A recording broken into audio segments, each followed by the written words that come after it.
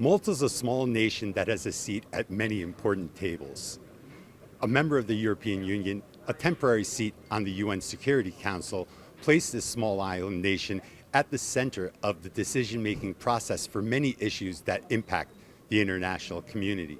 I sit down with the country's top diplomat to see how Malta's navigating turbulent geopolitical waters. I'm Yusuf Aram, and you're watching One on One. Malta's Foreign Minister, Dr. Ian Borg, thank you for setting aside time on the sidelines of the Munich Security Conference to sit down and talk to us. Thank you, Yusuf. It's good to be with you again. Thank you. Now, Malta, a country that sits at multiple tables, a member of the EU, a temporary member of the UN Security Council, a country that's influential diplomatically, but also has a vote on many important tables and many important issues. I want to begin by talking about war in Ukraine. We're almost at the 2-year mark. Now, when you look back at what's happened over the past 2 years, as a member of the European Union, what do you think has been the best decisions, but also the biggest mistakes in your hindsight? Well, the best decision for the EU and also for my own country was to stick with what is right and against what is wrong and who is breaching the UN charters and international rules. Also because as a neutral country, military neutral country, it doesn't mean that we are indifferent, and therefore for us the upholding of the UN charters and other international rules are of utmost importance, because we believe they are our own security, our own protection, and therefore we expect everyone to respect them as well. And therefore, whilst we were very supportive from day one to the Ukraine cause, what's their cause? Basically, their sovereign territory. We never supplied arms. We supplied, I mean, humanitarian assistance, and also when it comes to financial aid, it was always intended for non-military support. When you're sitting with your counterparts on the UN Security Council, you're having discussions and you looking forward, what are the targets that the UNSC members want to achieve in Ukraine?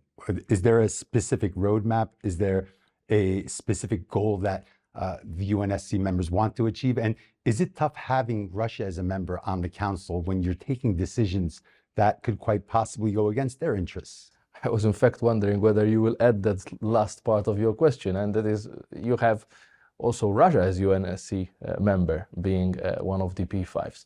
So it's quite difficult to achieve anything when the aggressor can veto a decision by the rest of the other 14 members. Of course, what we want to achieve peace, a just peace in Ukraine, meaning that the internationally recognized borders of Ukraine are respected, and once that is respected and Russia basically leaves the territory that they invaded with this unprovoked war, then one can discuss. But ultimately, if this continues to happen, then I mean there's nothing much to discuss. Otherwise, Ukraine is conceding, and therefore I don't predict any discussions before Russia basically leaves the territory it invaded on the 24th of February 2022. Do you feel there's consistency in the UN's position, the EU's position, the West's position in the war in Ukraine and the war on Gaza? Or do you feel that there's some type of double standard, or countries are just looking out for their interests? We are against double standards, and we do our best not to fall in the trap. I'm not saying that others are adopting such different positions, but Malta will keep voicing and advocating for upholding what is right and always against wrongdoers. Do you feel that the UN has become obsolete or incapable of bringing a solution to these issues, or at least in its current form? Does it need reform? Is this something that you would want to see going forward? Definitely. It's inconceivable that, I mean, the rules of the game were set in 1945. And one thing that is constant in society is change. The fact that those rules never changed since 1945, it's of course of a concern. And that is why Malta joined immediately a group led by Italy. Turkey is also a member of that like-minded. We're now more than 50 member states advocating for basically more representation, a voice also for the smaller states, and having no vetoes. Because ultimately, if you have a veto provided to a member state, possibly an aggressor in the case of Russia, you cannot have an effective council that decides on a respective conflict, on a war, and also basically yield the results. I think we owe it to our people. We've talked about war. I want to talk about the consequences of war. And one of the biggest consequences of war is displacement, irregular migration. And when we look at North Africa, you see the civil war in Libya, you see tensions in Sudan, Somalia, at the same time, coups in Western Africa. And this displacement, when it travels north to the Mediterranean, one of the first stops is Malta.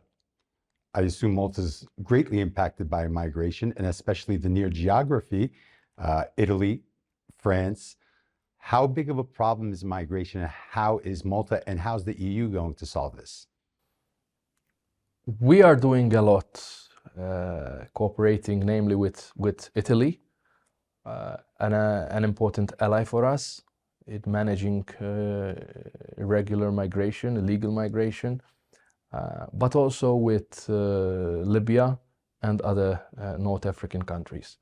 Of course, they are also a transit country, and therefore we saw in recent years also Asians flying to the north of Africa, and then with the assistance of smugglers leave the Libyan shores to arrive in the European capitals.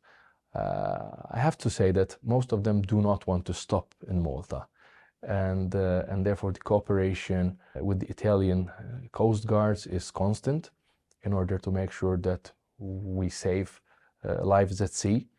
Equally important with the Libyans, and whilst we recognize the GNU in Tripoli, we have collaboration with coast guards in the west and also in the east.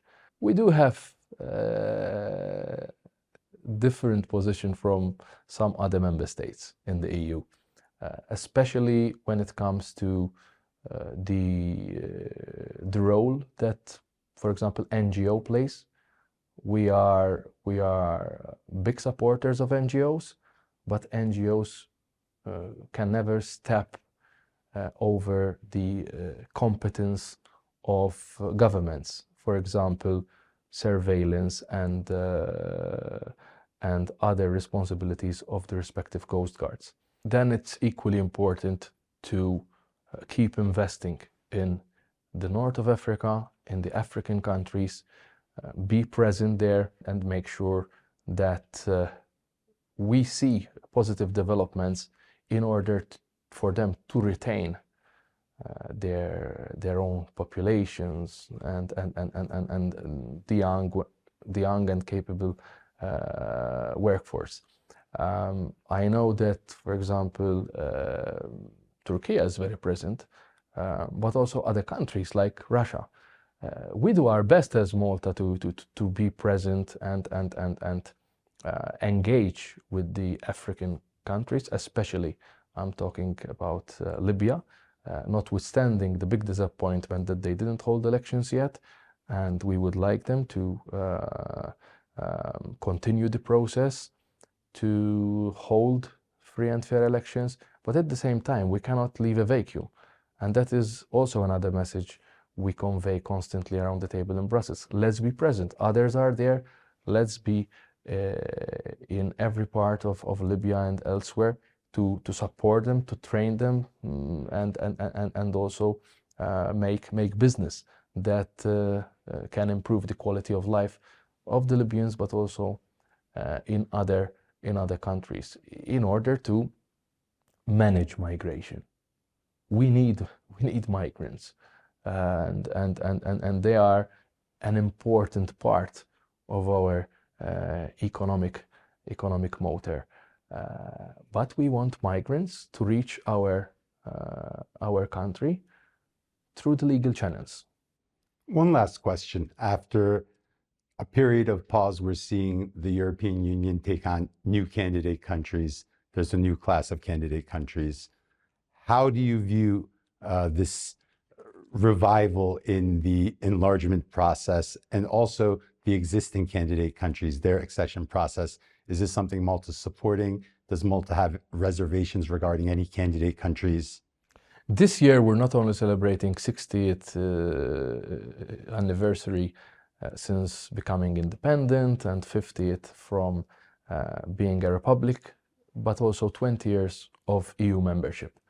And the memories of the accession and what we achieved in the past 2 decades are still very fresh, positive, and we would like to see more countries basically join the European Union. So we are very constructive, very supportive, but there's always a but,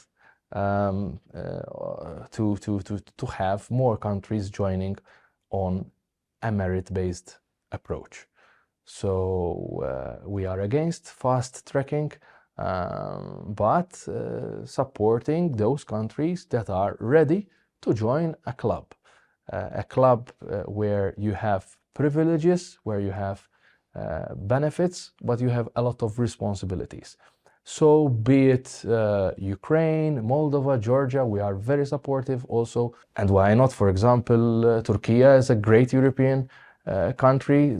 Dr. Ian Borg, Maltese Foreign Minister, thank you for joining me on One on One. Thank you.